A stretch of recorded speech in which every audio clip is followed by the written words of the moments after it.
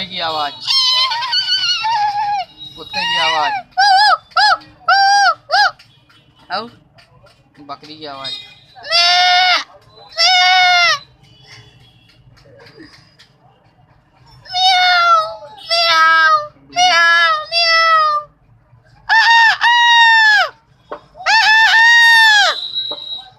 काटो वाला देखी।